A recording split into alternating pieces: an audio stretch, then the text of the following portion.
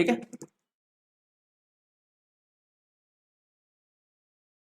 देखो आज के सेशन में हम लोग क्या देखने वाले हैं। So in today's session we are going to discuss about the 3 questions which have been asked in the last paper. अपना ज्योग्राफी का तुम्हारा टेस्ट हुआ था, ठीक है। ये वही वाला नहीं, इसके पहले का जो टेस्ट हुआ था उसमें 3 सवाल मैंने दिए थे एनवायरमेंट पे, और वो 3 सवाल भी कैसे थे बेटा, दोज वर पीवाईक्यूज, मतलब यूपीएससी ने प्रीवियस ईयर क्वेश्चंस में पूछे थे, ठीक है। अब देखो वन बाय वन पहले सवाल देखते हैं। सवाल के साथ हमको सिर्फ मैकेनिकल वे में मैं आपको नहीं बताऊंगा कि नहीं देखो भाई ये पॉइंट है, ये ऐसे ऐसे है और आपको ऐसे ही लिखना है, ऐसा नहीं। सो वी विल डिस्कस की what are the number of ways in which we can write answer, okay. तो देखो first of all read the question. कोई भी सवाल जब हमारे सामने आता है, इसमें मैंने ऑलरेडी एक सेशन हम लोगों ने किया था, उसमें मैंने आपको चीजें बताई थी कि आंसर राइटिंग करते वक्त क्या करना चाहिए। अब देखो बेटा सबसे इंपॉर्टेंट जो पॉइंट होता है वो होता है सवाल, क्वेश्चन, ठीक है। इफ क्वेश्चन अगर आपको समझ में आ गया तो आपका गेम है, क्वेश्चन अगर समझ में नहीं आया तो आपकी विकेट है। समझ में आ रहा है? तो ये 2 चीजें बहुत इंपॉर्टेंट है बड़ा, मतलब शुरुआत कहाँ से होती है, क्वेश्चन से, और एंड भी उस पर ही होता है, ये ध्यान में रखना।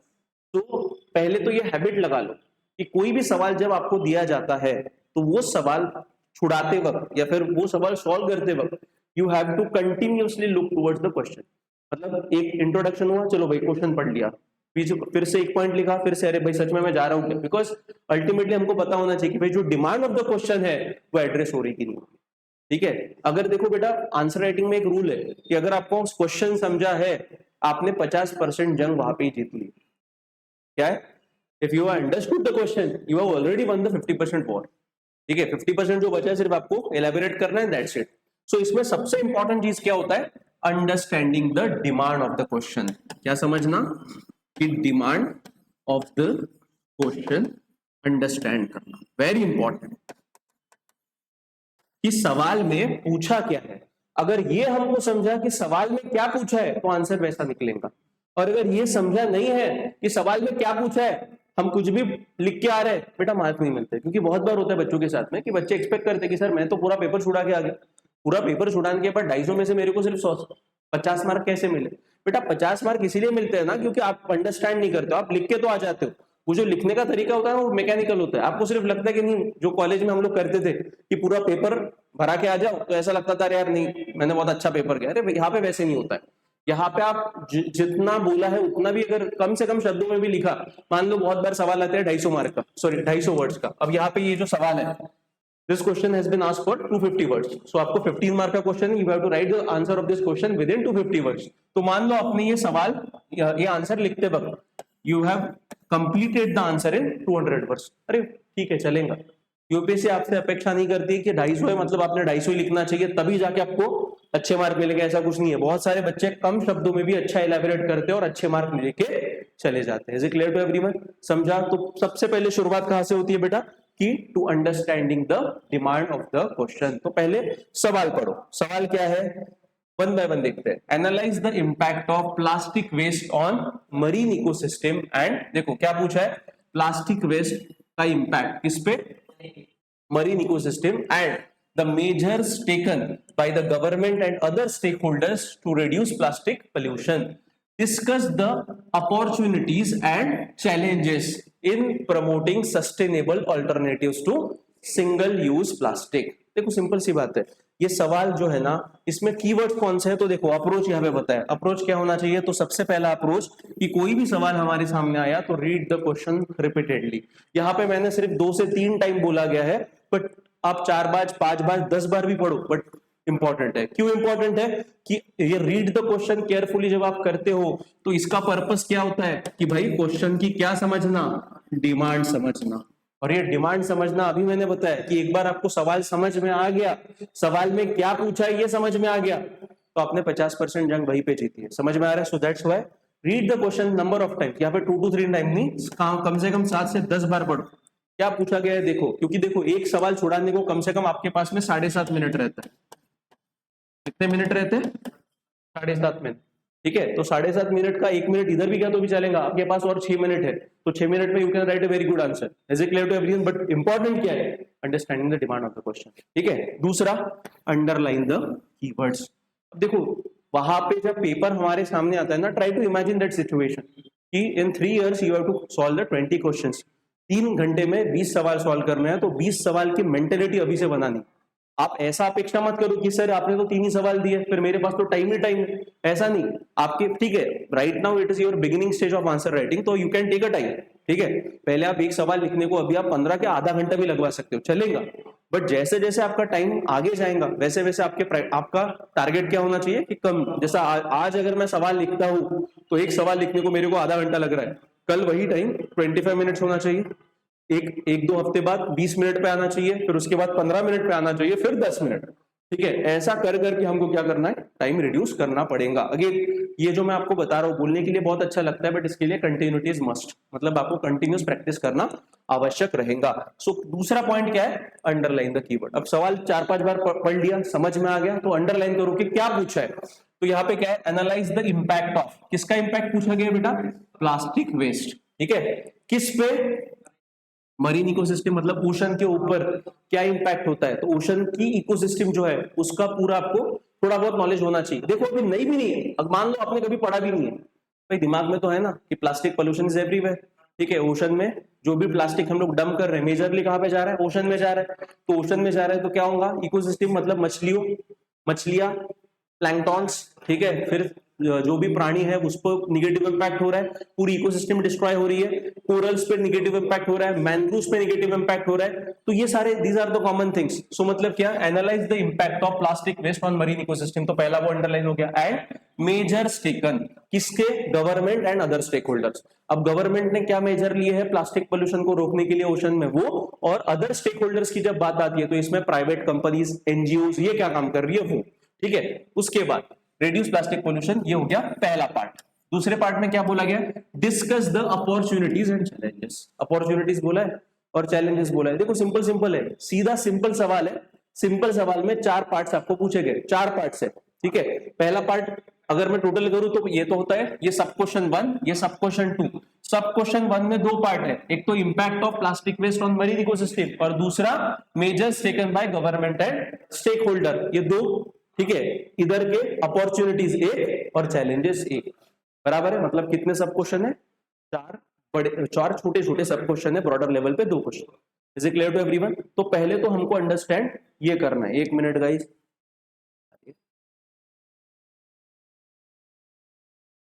Late me adjust the quality of video.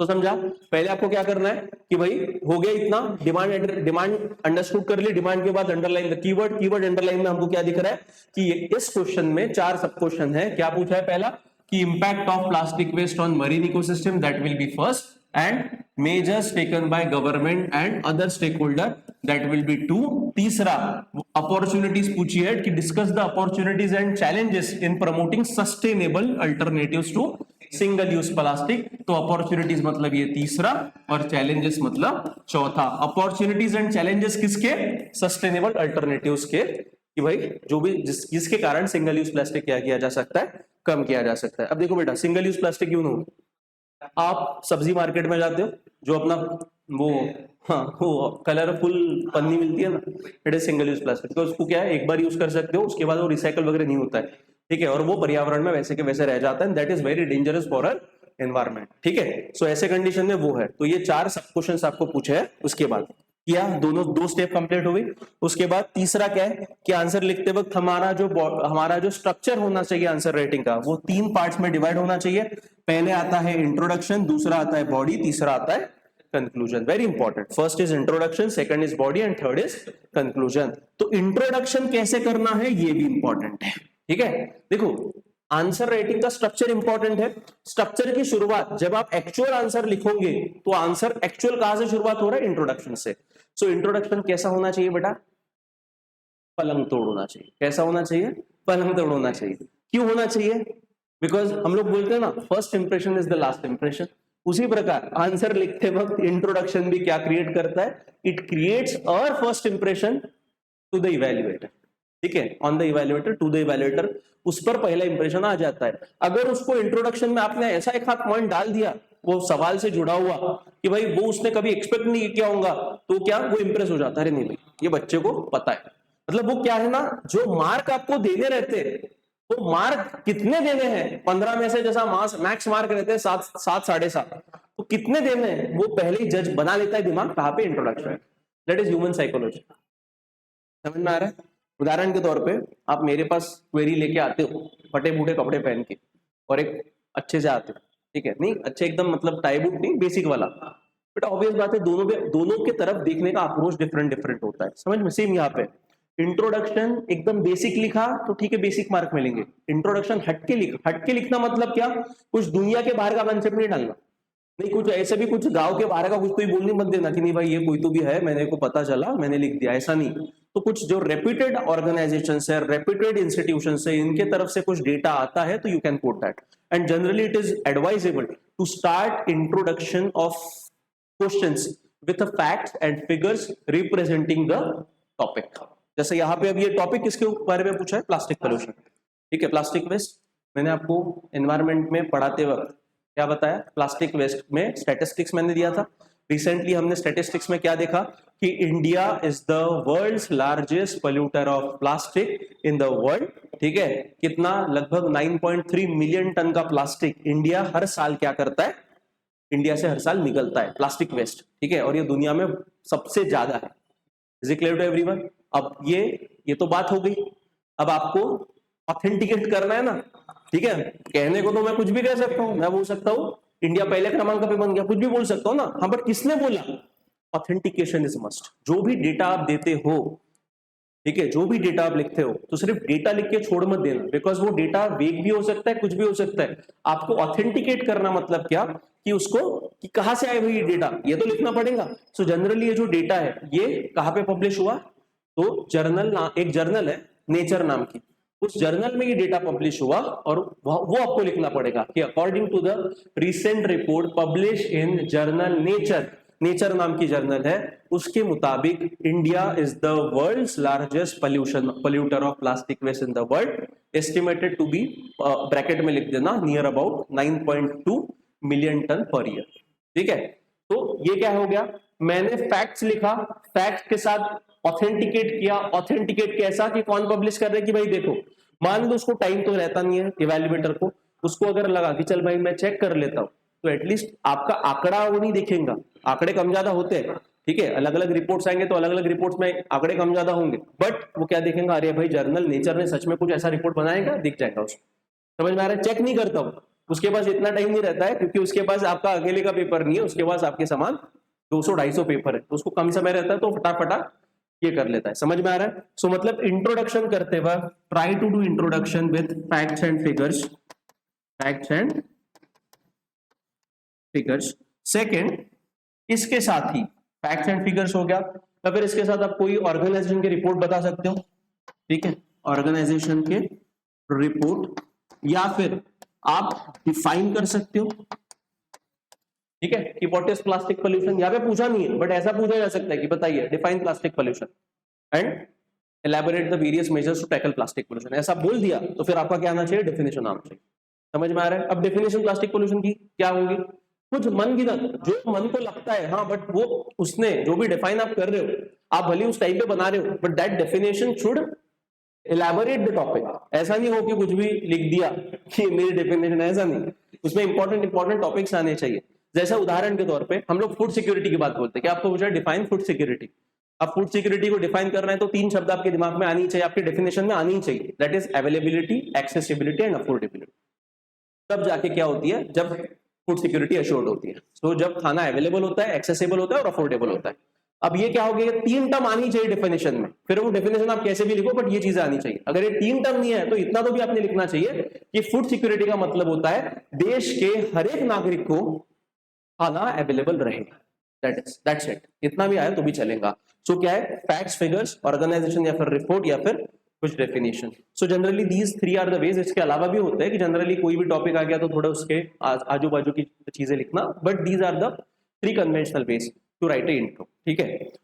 उसके बाद दूसरा आता है बॉडी। अब ये बॉडी है, this is the most important part of your answer writing, because इसमें आपको एलैबोरेट करना पड़ता है जो भी सवाल पूछे उसके बारे में, ठीक है। और तीसरा आता है कंक्लूजन।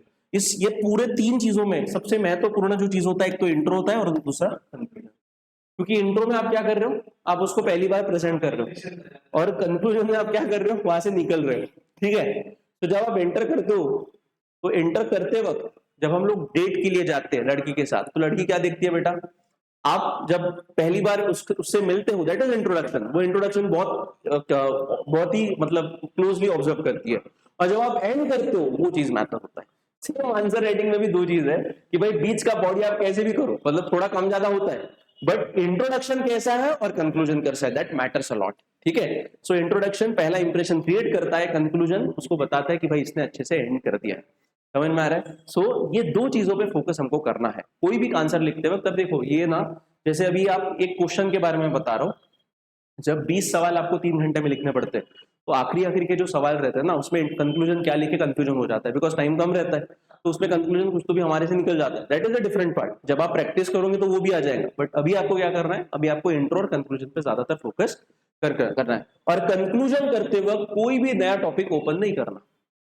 समझ में आ रहा है? कंक्लूजन का मतलब क्या है कि you have to end the discussion, you have to end the topic. आपको प्लास्टिक पोल्यूशन के बारे में पूछा है ना, तो कंक्लूड करो। वहां पे ऐसा मत बोलो कि नहीं भाई चलो ये सरकार ने ये करना चाहिए, वो करना चाहिए, या फिर ऐसे ऐसे ये भी एक टॉपिक है करके कोई नया टॉपिक वहां पे छेड़ना है। वहां पे सिर्फ क्या करना कि जो भी आपने यहाँ पे बताया है उसको एक कंक्लूजन आपको करना है। You don't have to open any new topic in that कि यार ये ऐसा बोल दिया, वो वैसा बोल दिया, कुछ भी नहीं करना है। सो इस प्रकार से आपको क्या है, this is the approach for this question. तो 4 सब पार्ट समझे। तो पहले हम लोग क्या करेंगे, पहले इंट्रोडक्शन करेंगे। इंट्रोडक्शन में कुछ फैक्ट्स एंड फिगर्स हमको बताने पड़ेंगे, उसके आधार पे हमारा इंट्रोडक्शन हो जाएगा।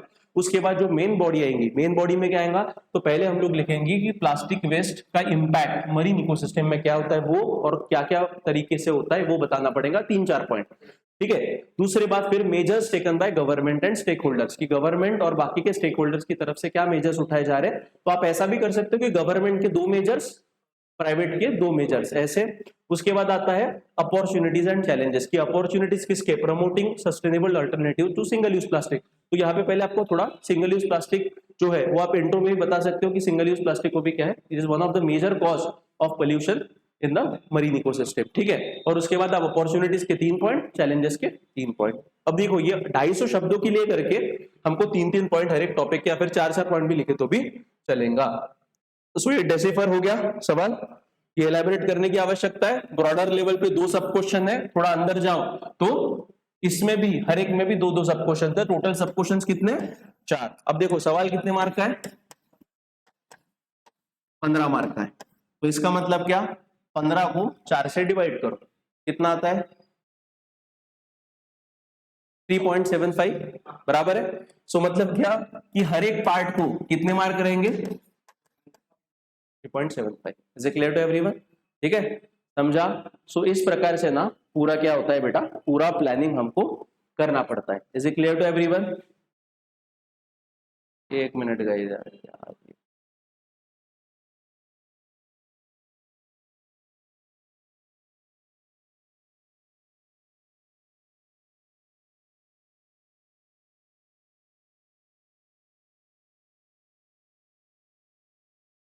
हाँ समझा इतना? ऑनलाइन में क्लियर है बेटा? कितने सब क्वेश्चन है, क्या है, आपको एग्जैक्टली पता चला यहां से? ठीक है, अब देखो ये हो गया इतना। सो मतलब जब आप ये 4 सब क्वेश्चन एड्रेस करोगे तब आपको 15 में से मार्क मिलेंगे। अगर इसमें से मान लो आपने ये अपॉर्चुनिटीज और चैलेंजेस ये लिखे ही नहीं और आपने सिर्फ यही इलैबोरेट किया है, तो क्या, तो आपका जो इवैल्यूएशन होगा वो 7.5 मार्क में से मिलेंगे आपको। इसलिए बहुत बार हमको लगता है आंसर तो पूरा लिखा है, बट आंसर लिखा है तो बट मेरे को 2 ही मार्क कैसे मिले। तो बेटा जो 2 मार्क तुझे मिला है ना, वो सिर्फ तूने एक पार्ट एलैबोरेट किया है, मतलब 2 सब क्वेश्चन एड्रेस किए, 2 सब क्वेश्चन एड्रेस नहीं किए। That is the problem. So answer लिखते वक्त पहले ये देख लेना, बिकॉज मार्किंग स्ट्रक्चर वैसे क्या होता है बेटा, डिजाइन किया जाता है। ठीक है, अब यहाँ पे देखो ये न्यूज, अगेन मैंने बताया था कि ऐसी न्यूज ही, ऐसी खबरें आपको पढ़नी है और इसके फैक्ट्स फिगर लिख के रखना है। ठीक है, अगर आपको याद रहता तो बहुत अच्छी बात है, बट हर चीज याद नहीं रखी जा सकती। तो एक डायरी बना लो, उस डायरी में कंपार्टमेंटलाइज करो, एनवायरमेंट, ज्योग्राफी, पॉलिटी, कोई भी अगर करंट की खबर आती है तो लिख देना। पॉलिटी में कुछ केसेस चलते हैं, जैसे किसी कोई अगर केस आ गया तो उसका इंफॉर्मेशन लिख दिया कि भाई ये केस का नाम है, इसमें ऐसा डिसीजन हुआ था, दैट्स इट। मतलब अगर उस पॉइंट पे कोई अगर सवाल पूछा है तो सीधे वो केस उठा के आप यहाँ पे लिख सकते हो। Is it clear to everyone? की आदत बना लो, क्योंकि स्पेसिफिकली आपको नोट्स मेकिंग करनी है तो किसकी करनी है? मेंस की करनी है। आपको प्रीलिम्स की नोट्स मेकिंग नहीं बनाना है, उसके ample number of material is available in the market, so you have to specifically make a notes from the means perspective. Is it clear to everyone? तो यहाँ पे देखो, India tops plastic pollution ranking, emitting 5th of global plastic waste, मतलब कितना? 1/5 मतलब almost 20%। दुनिया का 20% plastic इकलौते भारत से आ रहा है। कहां से आ रहा है? भारत से आ रहा है। प्रॉब्लम है, ठीक है। और ये क्या है? New research reveals India's plastic waste generation at 9.3 million ton per year, far exceeding previous estimate. कितना? 9.3 मिलियन प्लास्टिक। ये तो भाई रिपोर्ट है, और ये कौन सा रिपोर्ट है? कौन सी जर्नल में रिपोर्ट आया था? जर्नल नेचर, नेचर नाम की जर्नल है। उस जर्नल में ये रिपोर्ट पब्लिश हुआ कि India is the world's largest polluter of plastic in the world. Is it clear to everyone? ठीक है। उसके बाद अब इंट्रोडक्शन में मैं क्या लिख सकता हूँ? अब देखो, ये जो इंट्रोडक्शन है ना, आपको लगेगा सर 1 2 3 4 5 6 7 8 9, सर 9 लाइन का इंट्रोडक्शन है, इसमें 100 शब्द हो गए। तो बेटा एक चीज ध्यान में रखना, ये मैंने आपको क्यों आज ऐसा इंट्रोडक्शन लाया है, बिकॉज जो भी मॉडल आंसर्स आते हैं, मॉडल आंसर का पर्पस क्या होता है कि कैंडिडेट को पूरे डायमेंशन पता चले। बराबर है? कोई भी क्लास का ले लो आप, तो जो मॉडल आंसर रहता है उसमें कैसा पूरे गांव भर का इंफॉर्मेशन डाला जाएगा। मैंने वही किया आज, क्योंकि क्या है, मुझे पढ़ाना है तो आपको उतने पॉइंट्स बताना आवश्यक होता है। पर जब असल में एक्चुअल में हम पेपर लिखते हैं तो इतने पॉइंट कवर करना इज नॉट पॉसिबल। इसीलिए दिमाग में डाल लेना कि वर्ड लिमिट है, तो हर एक पॉइंट के 4 3 पॉइंट वहां पे आ गए तो भी सफिशिएंट है। Is it clear to everyone? But यहाँ पे पढ़ाते वक्त मुझे आपको एलैबोरेट करते वक्त सब चीजें बतानी, ठीक है। तो यहाँ पे देखो इंट्रोडक्शन में क्या है, plastic a symbol of modern convenience has evolved into a global environmental menace. ठीक है, every year around 11 million metric ton of plastic waste enters the ocean according to the United Nation environmental Programme. तो देखो सवाल में पहले क्या पूछा था कि प्लास्टिक पोल्यूशन मरीन एनवायरमेंट में क्या इंपैक्ट करता है। तो मैंने क्या किया, पहले मैंने जो इंट्रो डाला, मैंने पहले बोला कि देखो भाई, ओशन में हर साल कितना प्लास्टिक जाता है? 11 million metric ton plastic enter होता है, ठीक है, ओशन में। और ये किसने बताया? मैंने बताया क्या? नहीं। मनगढ़ंत है क्या? नहीं। मैंने ऑथेंटिकेट किया। किसने? यूएनईपी के रिपोर्ट में आया, according to the United Nation environmental programme. Is it clear to everyone? अब देखो, मैं आपकी जगह पे रहता तो मैं यहां तक लिखता और उसके बाद लिखता कि India generating over 9.3 million tons of plastic waste annually according to the general nature, is among the world's largest contributor to plastic pollution. Is it? दोनों भी एस्पेक्ट आ गए, ठीक है। मैंने वर्ल्ड के भी बारे में बताया और इंडिया का भी थोड़ा ही ग्लिम्स हम दे दिया। वैसे तो आवश्यकता नहीं थी, क्योंकि यहाँ पे आपको पूछा नहीं कि स्पेसिफिक कंट्री के बारे में नहीं पूछा है, बट तभी मैंने बोल दिया कि नहीं भाई, ये हमारा भी कंसर्न है और यहाँ पे हमारे भी है, ठीक है। उसके बाद इतना भी लिखा तो भी सफिशिएंट है। उसके बाद the non biodegradable nature and wide spread use of plastic, specially single use plastic, have severely disrupted marine ecosystem, affecting biodiversity, food chain and coastal livelihood। अब देखो क्या करूंगा मैं कि पहले यहां तक मैंने इंट्रो कर दिया, मान लो मैंने सिर्फ यूएनईपी तक यहां तक इंट्रो किया।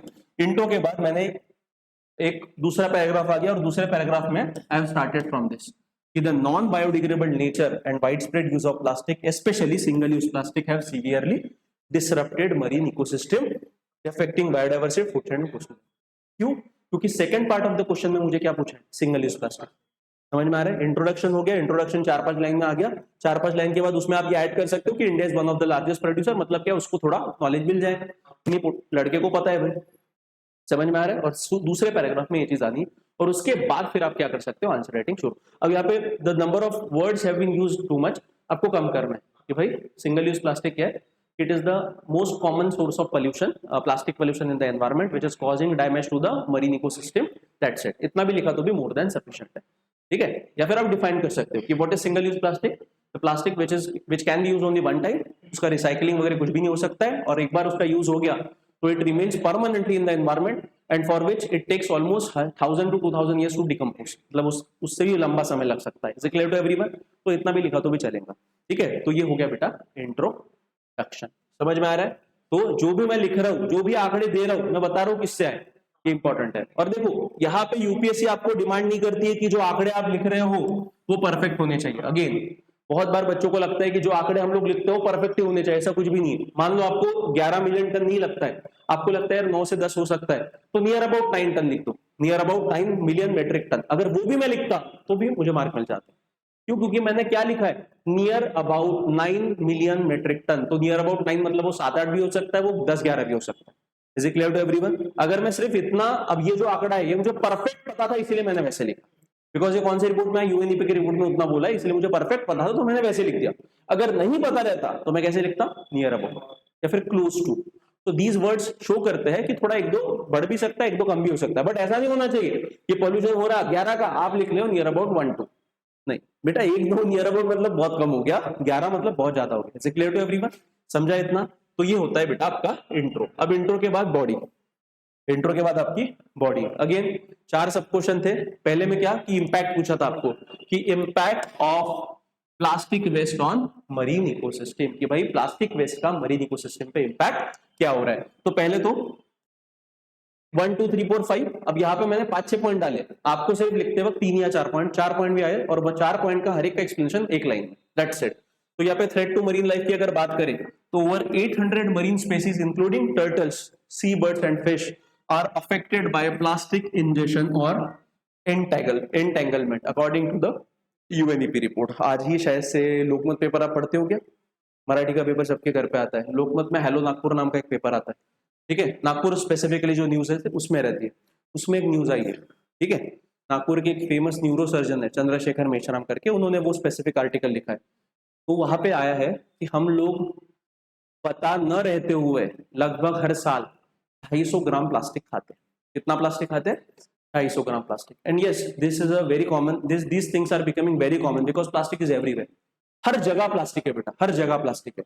तो ऐसी एक भी जगह नहीं, एक भी खाने का स्टॉल नहीं, एक भी खाने के तरीके नहीं कि जिसमें हम लोग प्लास्टिक का इस्तेमाल नहीं करते। और जहां पे भी प्लास्टिक आता है तो समझ लेना उसके नैनो पार्टिकल्स आपके बॉडी में आ रहे हैं, and those particles are getting stored inside your body because वो बायोडिग्रेडेबल नहीं होते, बायोडाइजेस्टेबल भी नहीं होते, तो आपके बॉडी में स्टोर हो जाते हैं, उसके कारण अलग अलग बीमारियां बढ़ रही है। And these nano plastics are even blocking your hearts also, even heart rate का जो प्रमाण बढ़ने का कारण है, that is one of the reason.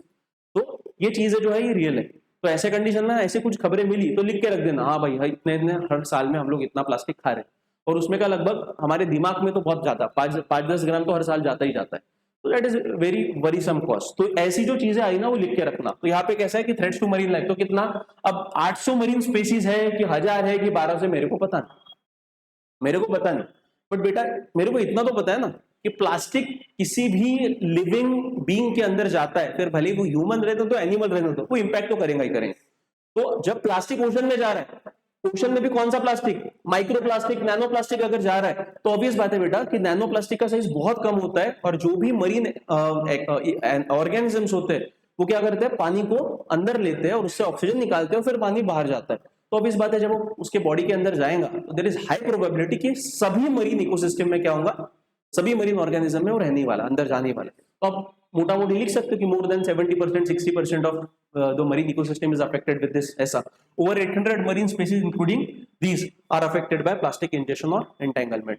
Even ये यूएनईपी का एक रिपोर्ट है, उसके अनुसार हर 3 मछली में से एक मछली में प्लास्टिक पाया जा रहा है। समझ में आ रहा है क्या बोला मैंने? आउट ऑफ एवरी 3 फिश, एक फिश में क्या मिल रहा है, प्लास्टिक का कंपोनेंट मिल रहा है। और अकॉर्डिंग टू द रिपोर्ट ऐसा भी बोला जा रहा है कि 2050 तक ओशन में प्लास्टिक ज्यादा होगा और मछलियां कम होंगी। क्या होगा? ओशन में प्लास्टिक ज्यादा होगा और मछलियां कम हो जाएंगी अगर ऐसा ही चलता रहा तो ठीक है, लिख दिया। तो आपने बता दिया threat to marine life is there. दूसरा, microplastics have been found in fish guts, mollusks and even deep sea sediments leading to physiological stress, reproductive failure and death। ठीक है, सो माइक्रोप्लास्टिक लिख देना, माइक्रोप्लास्टिक और नैनो प्लास्टिक के कारण ऐसी ऐसी डेथ हो रही है, और उसके कारण मैं दोनों भी स्टेटमेंट को एक स्टेटमेंट में कंबाइन कर सकता हूँ।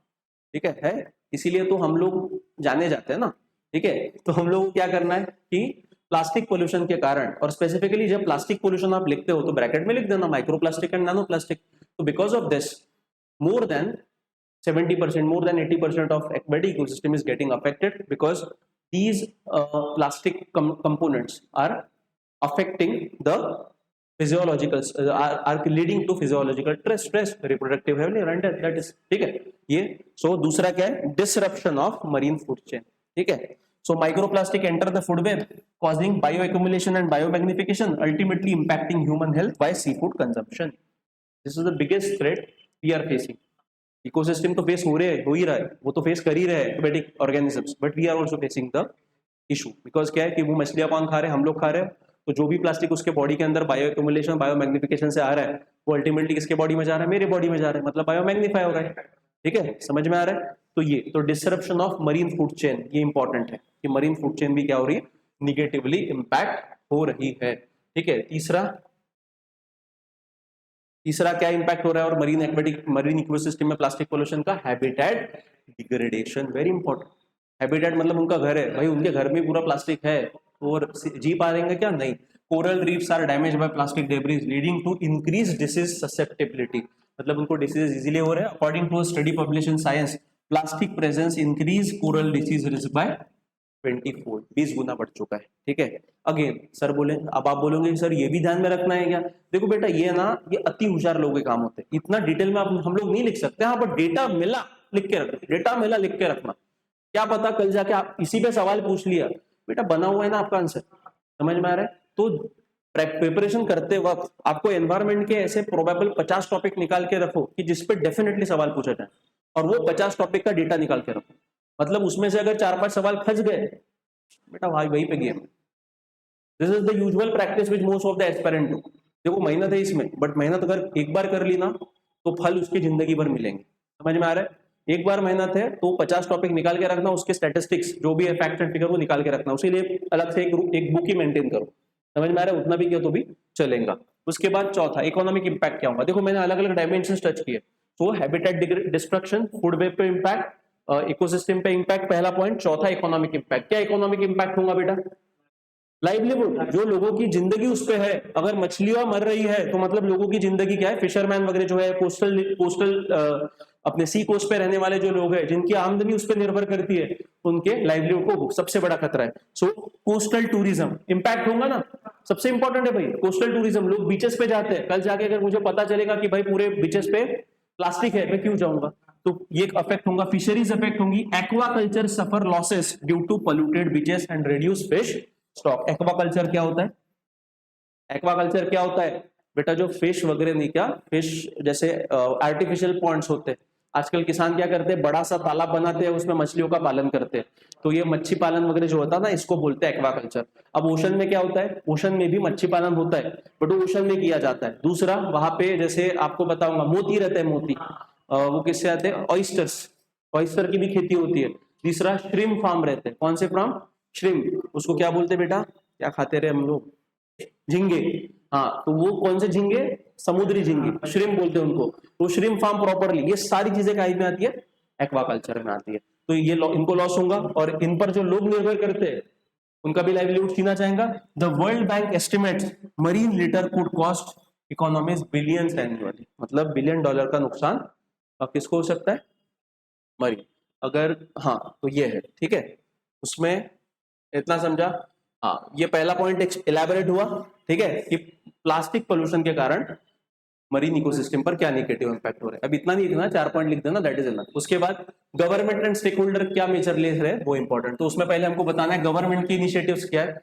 तो गवर्नमेंट के इनिशिएटिव पता है, प्लास्टिक मैनेजमेंट रूल, प्लास्टिक को कम करने के लिए भारत सरकार ने कौन सा रूल लाया है, प्लास्टिक वेस्ट मैनेजमेंट रूल। तो ये लिख देना, plastic waste management rule 2016 amended in 2027. So it mandated extended producer responsibility, बराबर है।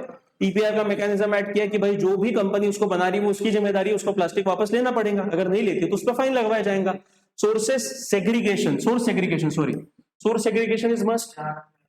जैसे अगेन नागपुर का रैंक, ऑल इंडिया रैंक 27-28 है। अभी एक स्वच्छ सर्वेक्षण सर्वे हुआ, उसमें गार्बेज के मामले में नागपुर बहुत पिछड़ा हुआ है, ठीक है। तो अभी महानगर पालिका वाले एकदम जाग गए और बोल रहे हैं नहीं भाई अभी सेग्रीगेशन होना चाहिए। सोर्स सेग्रीगेशन क्या है? जो कचरा हमारे घरों से जाता है, गीला कचरा अलग, सूखा कचरा अलग, इलेक्ट्रॉनिक वेस्ट अलग, तो अगर सोर्स पे ही सेग्रीगेशन करते हैं तो कचरा प्रॉपरली डिस्पोज किया जा सकता है। जो बायोडिग्रेडेबल है उसको जमीन में डाला जाएगा, जो ई वेस्ट है उसको प्रोसेसिंग में डाला जाएगा, और जो प्लास्टिक का कचरा है उसको अलग जगह पे डाला जाएगा। तो ये होना चाहिए। तो सोर्स सेग्रीगेशन इस रूल्स के अंतर्गत बोला गया। And ban on specific SUP item. SUP मतलब सिंगल यूज प्लास्टिक, तो सिंगल यूज प्लास्टिक पे बैन। अगेन ये बैन भारत में नेशनल लेवल पे 2002 में किए। सेंट्रल गवर्नमेंट ने सिंगल यूज प्लास्टिक पे बैन 2022 में लगाया। उसके बाद हर राज्य को बोला गया कि अभी आपकी जिम्मेदारी है कि आपको आपके राज्य में कब बैन करना है। तो महाराष्ट्र गवर्नमेंट ने उसी के इमीडिएट बाद बैन कर दिया था, but under the intense pressure of plastic lobby इन्होंने वो बैन हटा दिया और आज मार्केट में प्लास्टिक मिल रहा है। तो हर दुकान पे आप जाते हो, वो क्या, आप थैली निकालने से पहले वो प्लास्टिक में डाल देता है। हाँ, समझ में आ रहा है? वो क्या बोलता है, मैडम आपको तकलीफ जाएंगी, ठीक है, सेग्रीगेट करने में, तो पहले में प्लास्टिक में डाल देते हैं। इशू क्या है, this is not the sustainable way of living, and that's why India has become the world's most plastic waste polluter in the world. That is creating a problem. बेटा चाइना देखो ना, हम लोग, हाँ, हमारा आर्ग्यूमेंट क्या रहता है? हमारा आर्ग्यूमेंट रहता है आबादी है बहुत। अबे आबादी है तो चाइना क्या दूसरी जगह से आए? चाइना की तो आबादी उतनी है ना, बट चाइना का ट्रैक रिकॉर्ड देखो कि पिछले 15 साल में चाइना ने प्लास्टिक पोल्यूशन बहुत कम किया। मतलब अब यहाँ पे तो बात आती है ना, हमने कल वो देखे कॉप वगैरह, कॉन्फ्रेंस ऑफ पार्टीज, इनके मीटिंग्स होते हैं, तो ये वेस्टर्न कंट्री वाले चिल्लाते क्यों है कि भाई ये लोग पूरा खुलेआम पोल्यूशन करें और पैसे भी मांगे और कुछ भी नहीं करते। तो ये उनको भी प्रॉब्लम है ना कि भाई ऐसा अगर होते रहेगा तो कब तक पैसे देंगे। समझ में आ रहा है? तो ये प्लास्टिक वेस्ट मैनेजमेंट रूल 2016, तो ये किए। दूसरी बात, सरकार ने और क्या किया? स्वच्छ भारत अभियान। यस भाई, these are the common things, ये कुछ एक्सेप्शन नहीं है। आपको यही चीजें लिखनी है। आप बोलोगे कि सर मुझे कौन सा तो भी ऐसा कानून बताओ जो किसी को पता नहीं, अब ऐसा हो ही नहीं सकता, ठीक है? तो जो है वही लिखना है आपको। स्वच्छ भारत अभियान लिखो कि mobilise mass awareness and clean up drives. Yes, वही स्कूलों में भी बच्चों को पढ़ाया जाता है कि नहीं भाई मास अवेयरनेस की जा रही है, कि नहीं भाई स्वच्छता रखना बहुत आवश्यक है, स्वच्छता में भगवान रहते हैं। अलग अलग जगह पे टैगलाइंस लगाई जा रही है। पर्पस क्या है? कि लोगों में मास अवेयरनेस किया जाए। तीसरा, ban on SUP, single use plastic पे बैन कर दिया 1 जुलाई 2022 से, बट ये केंद्र सरकार ने किया है। बट अल्टीमेटली हर एक राज्य को खुद का एक नियम पास करना पड़ता है। तो जब तक वो नहीं करेगा तो prohibited items like plastic straws, cutlery, packaging film etcetera again market में मिलता है। क्यों मिलता है? क्योंकि बैन नहीं किया, राज्य सरकारों ने बैन नहीं किया। समझ में आ रहा है? तो कुछ कुछ राज्यों ने बैन कर दिया है कि जहां पे भाई बोल दिया गया, जैसा सिक्किम वगैरह, वहां पे स्ट्रिक्ट है कि आप प्लास्टिक की बॉटल या कुछ भी नहीं खरीद सकते, तो आपको जो भी है वो बायोडिग्रेडेबल सामान खरीदना पड़ेगा। उसके बाद India's commitment at UNEA, United Nation Environment Assembly, to forge a legally binding global treaty on plastic pollution by 2024। तो ये अभी तक हुआ नहीं है, प्लास्टिक पोल्यूशन का ट्रीटी होते रहेगा। बट अगेन ये जब तक आप हर कंट्री खुद के लेवल पे कोशिश नहीं करेगा तब तक इसका आउटकम नहीं आने वाला है। Is it clear to everyone? ठीक है। उसके बाद अब ये हो गया सरकार के उपक्रम, कुछ महत्वपूर्ण उपक्रम। इसके अलावा अदर स्टेक होल्डर्स मतलब क्या? प्राइवेट सेक्टर क्या कर रहा है, सिविल सोसाइटी क्या कर रही है, और इंटरनेशनल बॉडीज क्या कर रही है। तो मतलब प्राइवेट सेक्टर मतलब कंपनीज, कॉर्पोरेट्स आएंगी। तो आप सभी को पता होगा कॉर्पोरेट्स का CSR रहता है, कॉर्पोरेट सोशल रिस्पॉन्सिबिलिटी। तो हर कंपनी जिसका शायद से 200-300 करोड़ का प्रॉफिट, मुझे एग्जैक्ट आंकड़ा पता नहीं है, तो उसका जो भी प्रॉफिट होता है उसका 1% या 2% उनको CSR के अंतर्गत खर्च करना पड़ता है। CSR मतलब कॉर्पोरेट सोशल रिस्पॉन्सिबिलिटी, कि हर एक प्राइवेट कंपनी की समाज के प्रति कुछ दायित्व है, कुछ कर्तव्य है, तो इसीलिए उनका जो भी प्रॉफिट होता है उसका 1 to 2% उसको समाज के लिए खर्चा करना पड़ता है। उसको बोला जाता है CSR, corporate social responsibility, corporate की सामाजिक जिम्मेदारी। Is it clear to everyone? So private sector की startups and corporations investing in biodegradable packaging, reverse logistics and plastic credit system. So मतलब क्या है कि अलग अलग मैकेनिज्म है जो कॉर्पोरेट्स कर रहे हैं। Number of startups are coming into the ये बायोडिग्रेडेबल प्रोडक्ट्स। उदाहरण के तौर पे पहले जो पत्ते आते थे, पहले नीचे बैठ के जब फंक्शंस होते थे पहले के जमाने में, 15-20-25 साल पहले की बात बता रहा हूँ, जब शादी ब्याह होता था ना, तो पत्ते होते थे, बीटल के पत्ते होते हैं, वो पत्तों पे खाना होता था, ठीक है, पतरा वही बोलते हैं, ठीक है। फिर उसके बाद क्या है, प्लास्टिक के आ गए। प्लास्टिक के मतलब वो लगता है ऊपर से हरे रहते हैं, और ऊपर से प्लास्टिक का एक छोटा सा परत होता है, ठीक है, कोई भी खरीदो प्लास्टिक रहता है उसमें। फिर उसके बाद अभी जो मार्केट में आ रहे हैं उस पर सोल्यूशन, वो बायोडिग्रेडेबल वाले प्लेट्स आ चुके हैं, बाम्बू से बने हुए प्लेट्स आ रहे हैं, बैगास से बने हुए प्लेट्स आ रहे हैं। बैगास क्या होता है? अपना जो ये होता है ना शुगर केन से जो बचता है उसको बैगास कहते हैं, उससे प्लेट्स बनाए जा रहे हैं। तो ये क्या है? These are biodegradable. इवन जो स्ट्रॉस होते हैं, पहले स्ट्रॉस प्लास्टिक के आते थे, अभी वो स्ट्रॉस कैसे आ रहे हैं, बांबू से, बांबू का जो मटेरियल होता है उसको सॉफ्टन करके उससे स्ट्रॉ बनाए जाते हैं। मतलब वो क्या है, ये चीज है बायोडिग्रेडेबल है, मतलब एक बार एनवायरमेंट में गई तो सड़क के डिसॉल्व हो जाती है, बट प्लास्टिक वैसा नहीं करता है। As a creative number of startups are coming into this domain. मैंने कल ही एक वीडियो देखा, शायद से वो आपको पता भी होना चाहिए ऐसे वीडियोस। दिल्ली में प्लास्टिक, दिल्ली में air pollution is a common problem. One of the major source of air pollution in Delhi is stubble burning. जो किसानों का बचा हुआ रहता है स्ट्रॉ वगैरह, वो जलाते हैं और उससे पोल्यूशन ज्यादा होता है। It is one of the major source of pollution. तो वो जो फाउंडर था उसने क्या किया, उसने एक आइडिया किया भाई, उसने जो किसान है किसानों के साथ टाइप किया और बोला कि जो भी आपका ये है, मतलब जो भी बचा हुआ रहता है आपका लेफ्ट ओवर रहता है खेती में, वो हम लोगों को दो, हम उसके आपको पैसे देंगे, ठीक है। और वो उनसे खरीदता है, उसको श्रेड करता है, बारीक बारीक करता है, और उस पर कुछ इंडियन मशरूम जो है ना वो उस पर डालता है। इंडियन मशरूम की कुछ वेराइटीज है उस पर ग्रो करवाता है पानी वगैरह स्प्रे करके, और उसको प्रॉपर, जैसे थर्माकोल कैसे होता है, तो थर्माकोल से भी ड्यूरेबल मटेरियल उससे बना रहा है और उसको पैकेजिंग में ला रहा है। तो मतलब क्या है, अब ये है इनोवेटिव वे। मतलब these are the startups which are going in a eco friendly domain, कि ऐसे प्रोडक्ट्स बनाओ कि जिससे पोल्यूशन कम होगा और पर्यावरण का नुकसान नहीं होगा, और जो प्रोडक्ट बना रहे हैं वो कैसे बायोडिग्रेडेबल। तो you can right example of this, नाम पता है लिख दो, नाम पता है उस कंपनी का कि भाई this company is doing this and this, तो स्टार्टअप्स एंड ये reverse logistic and plastic credit system, मतलब जो भी कंपनी प्लास्टिक कम कर रही है उसको उसका क्रेडिट मिलेगा, पैसे मिलेंगे उस प्रकार से। तो ये भी क्या है, these are the new ways. Even आप देखो पहले शायद से डव साबुन आपको पता होगा, डव सोप। तो डव सोप जो आती थी पहले क्या होता था, बाहर में वो पैकेजिंग होता था, बॉक्स होता था इसका अपना कागज का, फिर उसके अंदर में प्लास्टिक का कवरिंग होता था, उसके अंदर साबुन होती थी। अब ये डव वालों ने क्या कर दिया, प्लास्टिक कम करने के लिए भी प्लास्टिक नहीं देते, सीधे कागज का डब्बा रहता है उसमें साबुन रहती है। अब these are the ways which corporates are using. तो yes you can write, but इतना सब नहीं लिख सकते, मैं बता रहा हूँ आपको, इसमें से क्या लिखना थोड़ा बहुत लिख देना, ठीक है, समझा। दूसरा सिविल सोसाइटी एंड एनजीओ, कुछ एनजीओ के नाम पता करो, ठीक है। जैसे यहाँ पे ऑर्गेनाइजेशंस लाइक गंगा एक्शन परिवार and beach warriors conducting clean up and awareness drives, yes हो रहे। मुंबई में शायद से, मुझे उस एनजीओ का नाम नहीं पता, एक बंदा है जो जुहू बीच है ना, हर साल जुहू चौपाटी होती है ना, पहले बहुत खराब होती थी, तो उसने खुद ही शुरू किया मिशन, और देखते देखते लोग उसको ज्वाइन हुए और पूरा जुहू बीच उसने साफ करके दिखाया। तो ऐसे जो मिशन है ना, ये क्या है, इनके 2-3 नाम पता होने चाहिए कि भाई ये काम कर रहे हैं पर्यावरण बचाने के लिए और प्लास्टिक को कम करने के लिए, तो सिविल सोसाइटी एंड एनजीओ में आ जाएगा। तीसरा, international bodies, UNEP's clean sea campaign, United Nation Environment Programme का एक कैंपेन है क्लीन सी कैंपेन। इसके अलावा ग्लो लिटर पार्टनरशिप, इसमें IMF, FAO and World Banks, IMF और एफएओ दोनों ने मिलकर कौन सा प्रोग्राम लॉन्च किया, ग्लो लिटर पार्टनरशिप, वो एक बार देखो। और वर्ल्ड बैंक्स का प्रो ब्लू इनिशिएटिव। अब इतने सारे नहीं, एक दो भी याद रहे तो भी चलेगा, समझ में आ रहा है। तो ये कुछ अदर स्टेक होल्डर्स के प्रोग्राम है जो नेशनल लेवल पे और ग्लोबल लेवल पे कंडक्ट किए जा रहे हैं। अब ये हो गया 2 पॉइंट, दोनों सब पॉइंट्स। तीसरे कहते हैं opportunities and challenges in promoting sustainable alternatives to single use plastic. तो अपॉर्चुनिटीज क्या बताओ, तो बायोडिग्रेडेबल इनोवेशंस है, अपॉर्चुनिटी है ना कि भाई बायोडिग्रेडेबल इनोवेशन से क्या किया जा सकता है, प्लास्टिक पोल्यूशन कम किया जा सकता है, जैसा use of banana fibre, bagasse, corn starch and seaweed as a eco friendly material. दूसरा, जॉब क्रिएशन, यस भाई अगर ये भी तो क्या है, बिजनेस ही है ना, तो इससे क्या है, ये ग्रीन बिजनेसेस है, इको फ्रेंडली बिजनेसेस है। तो these green enterprises and recycling initiatives offer employment in waste management and alternative production. तीसरा, सर्कुलर इकोनॉमी होगी, रिड्यूस, रीयूज, रिसाइकल, जैसे वही so encourages reuse, repair, recycling, minimising environmental footprint. Is it clear to everyone, समझा। तो ये थोड़ी opportunities आ गई, हाँ बट अपॉर्चुनिटीज है, बट चैलेंजेस भी है। चैलेंजेस क्या आते हैं बेटा, ये सारी चीजें महंगी, सिंपल सी बात है ना। मैं अगर प्लास्टिक का कप लेने जाता हूँ तो मुझे 25 पैसे में मिल जाता है, मैं वही अगर बायोडिग्रेडेबल कप लेने जाता हूँ 2 रुपए में मिलता है, फर्क है, समझ में आ रहा है। तो सबसे बड़ा चैलेंज क्या है, देखो ये कॉमन सेंस है, ये आपने पढ़े हुए रहने चाहिए ऐसा नहीं हो सकता है, ठीक है, कॉमन सेंस है। तो मतलब मान लो ये स्टैटिस्टिक्स नहीं भी पता है तो भी you can write a good answer, समझ में आ रहा है।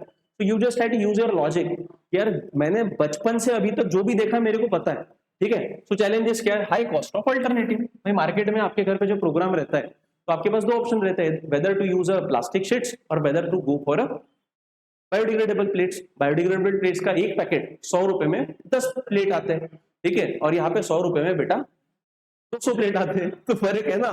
तो ये तो कॉस्टिंग का तो बेसिक डिफरेंस है। तो high cost of alternatives, bio based products remain expensive due to low economics of scale.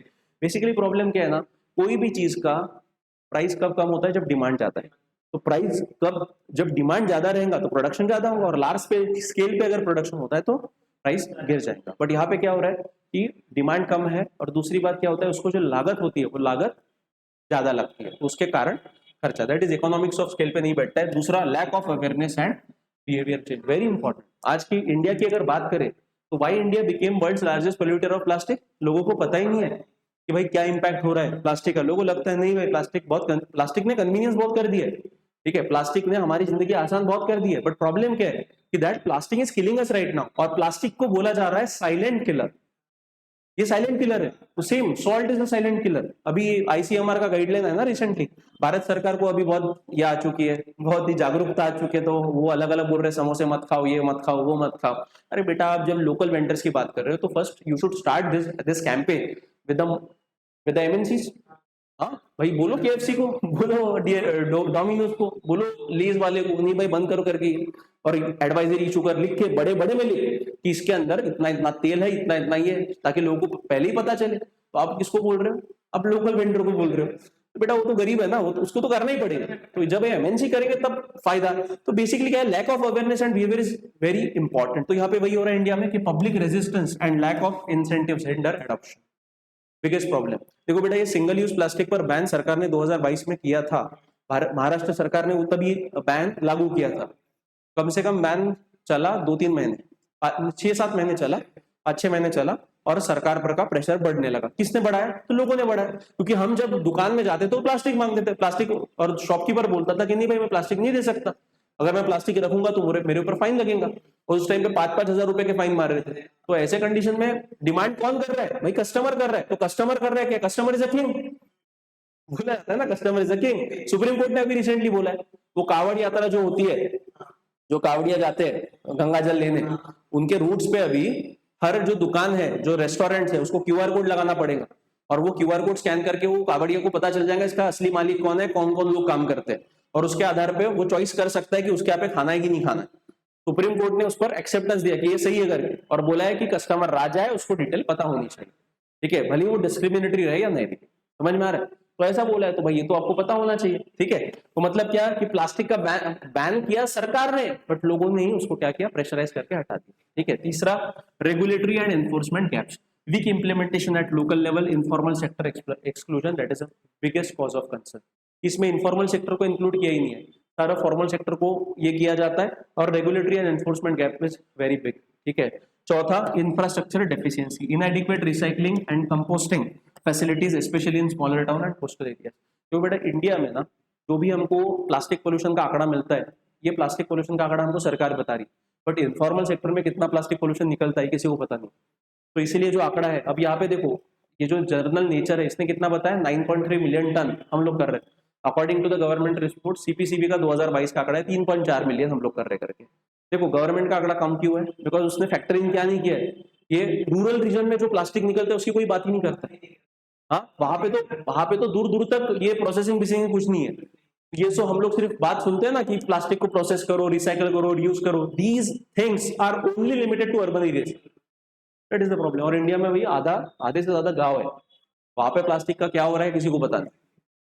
समझ में आ रहा है? तो this is a problem. Challenges हो गए, सब लिख दिया, चारों भी फैक्टर्स मैंने एड्रेस किए। आखिरी कंक्लूजन क्या करता है? अब आप निकल रहे हो मीटिंग से, हाँ, निकलते वक्त भी आपको इंप्रेशन जमाना है, तो यही है प्लास्टिक। फिर कंक्लूजन को आपको बताना पड़ेगा कि देखो प्लास्टिक पोल्यूशन हार्मफुल है, ऐसा ऐसा है, ये चीज है। Plastic pollution particularly in marine ecosystem poses a multi dimensional threat, ecological, economic and human health related. While India and global stakeholders have taken commendable steps to tackle the crisis, the path to sustainable alternatives require robust policy support, innovation funding and public participation. देखो मैंने अगर ये इतना ना लगते हुए इतना भी लिखा तो भी more than sufficient, ठीक है। While India and global stakeholders have taken commendable steps to tackle the crisis, the path to sustainable alternatives require robust policy support, innovation funding and public participation. A just transition to a circular economy backed by scientific research and inclusive governance will be critical to ensure plastic free for future generation. अब देखो ये इतना सब लिखने की आवश्यकता नहीं है, इतना बीच का लिखा बहुत है, ठीक है, समझ में आ रहा है? सो कंक्लूजन आपका कैसा होना चाहिए ना, ये इतना बड़ा नहीं, ये इतना भी कंक्लूजन रहा, दैट इज मोर। देखो उसमें पूरे पॉइंट एड्रेस हो गए, कि भाई इंडिया और ग्लोबल कोशिश तो कर रहे हैं, बट कोशिश के साथ में to tackle the crisis the part to sustainable alternatives में क्या क्या होना चाहिए, 3 चीजें। एक तो policy support, innovation funding and public participation, वही बोला गया। ठीक है, so this is all for today. यहाँ पे किसी को डाउट है बेटा? ऑनलाइन में डाउट है क्या किसी को? हाँ या ना बोलो।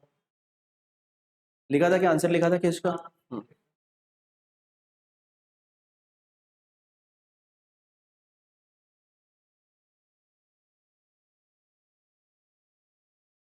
ठीक है, दूसरे क्वेश्चन पे आते हैं। देखो दूसरा क्वेश्चन क्या बोल रहे हैं।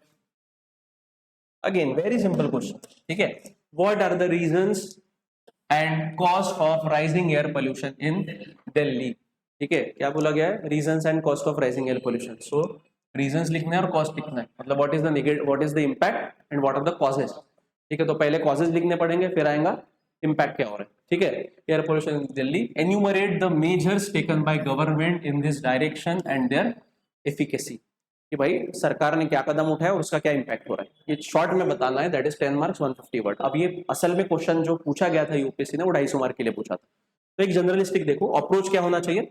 अगेन इंट्रोडक्शन करना है, तो इंट्रोडक्शन आपको बताना पड़ेगा, कुछ लिखना पड़ेगा, क्योंकि रिपोर्ट बताना पड़ेगा कि भाई Delhi is the worst most polluted, sorry the क्या worst polluted city in the world, world India नहीं बोल रहा, वर्ल्ड की है। ठीक है, so give introduction by citing relevant fact on pollution in Delhi. ठीक है, बताओ भाई कि रिसेंटली कुछ सालों में number of times Delhi has been the world's most polluted city in the world. Number of time मतलब कम ज्यादा होते रहता है, बट बहुत बार दिल्ली भारत की राजधानी क्या हो चुकी है, पहले क्रमांक में आ चुकी है सबसे ज्यादा पोल्यूशन के मामले में। दूसरा, give reasons for rising air pollution in Delhi. Reasons बताओ, रीजंस के बाद इंपैक्ट बताओ। Give facts about the cost in terms of health and other loss due to pollution. फिर given the measures taken by the government and discuss the efficacy of this. Short short में करना है। अब देखो 10 mark का है, 150 शब्दों में दो दो पॉइंट लिखना, दैट्स इट, और कंक्लूजन मार देना। ठीक है, तो यहाँ पे देखो इंट्रोडक्शन में क्या आएगा बेटा, क्या दिल्ली वही कि बताओ कि कितना पोल्यूशन है, फैक्ट्स फिगर्स लिखो। ठीक है, तो Delhi India capital frequently tops the list of the most polluted cities in the world. Yes, that is a reality. Frequently, क्योंकि ये आंकड़े है ना, जैसा मान लो आज आप सर्च करो कि which is the most polluted city today, तो आपको आज की सिटी दिख जाएगी। और ये एक प्लेटफॉर्म है जिसका नाम है IQ एयर। कौन सा प्लेटफॉर्म है? IQ air. ठीक है, दिस इज एक प्रकार की एनजीओ है जो पूरे दुनिया के बारे में अलग अलग शहरों में क्या पोल्यूशन है बताती है, रियल टाइम इंफॉर्मेशन देती है। तो इसमें according to the world air quality report 2023 by IQ Air, Delhi was the most polluted capital globally with PM 2.5 level averaging 92.7 microgram per cubic meter. ठीक है, far exceeding the WHO's safe limit of 5 microgram per cubic meter. ठीक है, तो उससे कम से कम 100 गुना ज्यादा है हम। ठीक है, the city experiences hazardous air quality specially during the winter months leading to a public health emergency. ये पता होना चाहिए कि भाई विंटर में क्या होती है, हवा फ्लो करना रुक जाती है, और दिल्ली का ज्योग्राफिकल लोकेशन इस प्रकार से है कि वो एक लो लाइंग एरिया है सराउंडेड बाय द हिल्स, तो वहां पे हवा जाने के लिए, इधर उधर जाने के लिए स्कोप नहीं रहता, तो जो भी पोल्यूशन होता है वही जगह पे बैठ जाता है। ठीक है, rising air pollution in Delhi is a result of both anthropogenic and geographical factors and has profound socio economic and health related consequences. Is it clear to everyone? अब देखो इतना बड़ा नहीं लिखना हमको, क्या है इसमें से थोड़ा पॉइंट यहाँ तक भी आपने लिखा तो भी मोर देन सफिशिएंट है। Clear to everyone? मैंने क्या किया, इंट्रोडक्शन में फैक्ट्स एंड फिगर्स के जरिए मैंने बता दिया कि देखो भाई Delhi is facing a very severe problem related to the air pollution, और मैं नहीं बता रहा हूँ, IQ एयर का एक रिपोर्ट है, वर्ल्ड एयर क्वालिटी रिपोर्ट, उसके मुताबिक दिल्ली टॉप लिस्ट पे है। ठीक है, कितना पोल्यूशन कर रहा है, 92.7 माइक्रोग्राम पर क्यूबिक मीटर, और WHO का लिमिट कितना है, 5 microgram per cubic metre. Is it clear to everyone? समझा? तो देखो यहाँ पे क्या है ना, फैक्ट्स एंड फिगर्स से मैंने एलैबोरेट कर दिया कि भाई जो सवाल पूछा है मेरे को उसके बारे में पता है। ठीक है, और पता है तो सामने में उसने वहीं पे मन बना लिया इवेल्युएटर ने, किसको इतने इतने मार्क देने हैं, बिकॉज इसके पास में स्टैटिस्टिक्स है। और एट द एंड लिख देना कि भाई पोल्यूशन के कारण जो इम्पैक्ट होता है, हेल्थ इम्पैक्ट तो होता ही होता है, उसके अलावा सोशियो इकोनॉमिक इम्पैक्ट भी होता है, because ultimately socio economic impact कैसे होता है कि सबसे ज्यादा प्रभावित व्यक्ति जो होता है वो गरीब होता है। अब गरीब जब हैजार्डस एयर इनहेल करेगा तो क्या होगा, उसके बीमार हो जाएगा, बीमार होगा तो जॉब पे नहीं जा पाएगा, जॉब पे नहीं जा पाएगा मतलब उस दिन की सैलरी उसकी डिडक्ट हो जाएंगी, कट हो जाएंगी। समझ में आ रहा है? अब सैलरी कट हो रही है मतलब क्या, इकोनॉमिक इम्पैक्ट हो रहा है, तो इसको बोलते हैं सोशियो इकोनॉमिक इम्पैक्ट। ठीक है, तो सबसे ज्यादा वल्नरेबल लोग कौन होते हैं बेटा? ये ऐसे प्रकार के जब प्रॉब्लम्स आते हैं ना, तो सबसे ज्यादा वल्नरेबल लोग होते हैं गरीब, ठीक है, पुअर लोग, above poor and lower middle class, because they face a severe crisis. अब जैसा अमीर इंसान है, अमीर इंसान आपके घर पे, खुद के घर पे एयर प्यूरिफायर ले लेगा, सिस्टम लगा लेगा, एसी लगा लेगा, बट बेटा जो गरीब इंसान है वो तो अफोर्ड नहीं कर पाएगा ना, वो तो जो हवा बाहर में है उसको वही इनहेल करना पड़ेगा।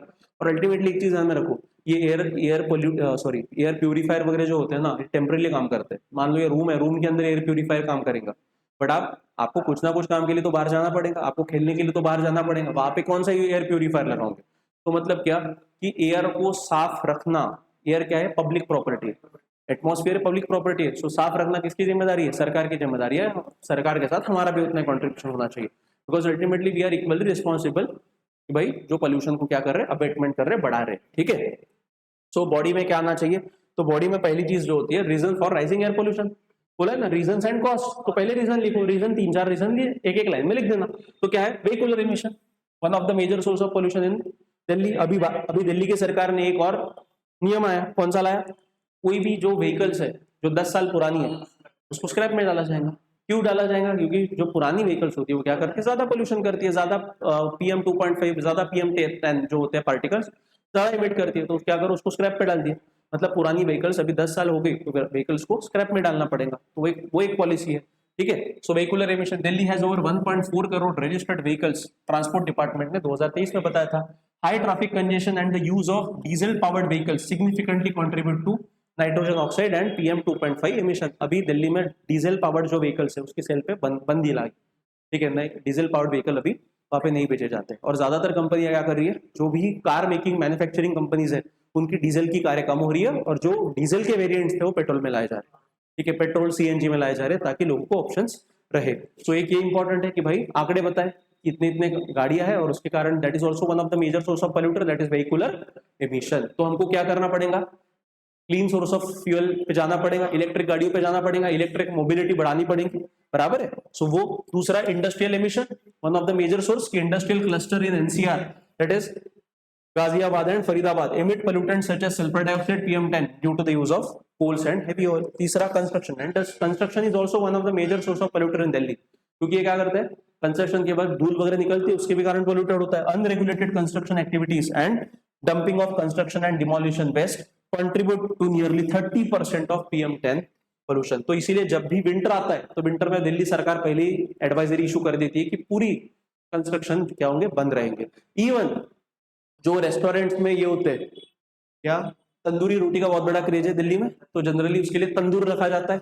तो तंदूर में क्या किया जाता है? लकड़े जलाए जाते हैं, कोयला जलाया जाता है, तो उससे भी क्या होता है? पोल्यूशन निकलता है। तो जब विंटर आता है तो तंदूर भी बंद करने को बोला जाता है, और इलेक्ट्रिक तंदूर यूज करने को बोला जाता है कि वो कन्वेंशनल तंदूर बंद करो और कौन सा तंदूर इस्तेमाल करो?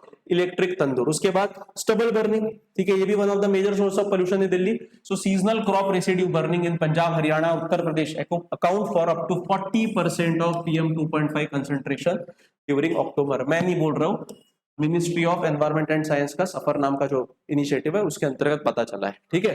Then climatic and topographic factors, ये भी एक रीजन है। जैसे मैंने बताया दिल्ली डाउनवर्ड है और उसके अराउंड जो हिल्स होते हैं, और विंटर महीने में हवा नहीं बहती है तो हवा एक जगह पे बैठ जाती है।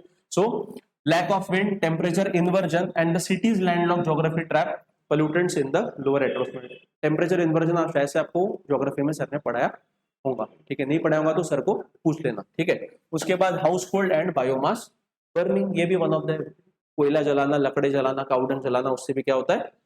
क्या होता है? पोल्यूशन बैठता है। तो these are the various reason. उसके बाद कॉस्ट ऑफ एयर पोल्यूशन। तो कॉस्ट ऑफ एयर पोल्यूशन मतलब क्या इंपैक्ट हो रहा है? तो सबसे बड़ा इंपैक्ट तो हमारी हेल्थ पे हो रहा है, ठीक है। According to the Lancet report, मैंने बताया था कि हेल्थ रिलेटेड जो जर्नल है, कौन सी है? लैंसेट, 2020 में इसने बताया था Delhi recorded over 54,000 pre mature deaths, 54,000 pre mature deaths, मतलब एज के पहले मर गए, ठीक है। तो वन ऑफ द कॉज क्या है? Air pollution. Respiratory illness, cardiovascular diseases and impaired cognitive developments in child are common. Impaired मतलब क्या? बच्चों का जो विचार करने की क्षमता होती है वो रुक जाती है, थम जाती है। कभी अस्थमा वाले पेशेंट्स बढ़ जाते हैं, ठीक है। तो बहुत सारे प्रॉब्लम होते हैं। रेस्पिरेटरी प्रॉब्लम मतलब उसमें अस्थमा वगैरह जो है, और ज्यादातर जो old age patient, old age लोग रहते हैं उनको, और छोटे बच्चे, इनको सबसे ज्यादा इसका खामियाजा फेस करना पड़ता है, ठीक है। इकोनॉमिक कॉस्ट क्या है बेटा? जॉब पे नहीं जा सकता है, बीमार हो गया तो घर पे रहना पड़ेगा, एजुकेशन के लिए बाहर नहीं निकल सकता, बहुत सारे कॉस्ट है।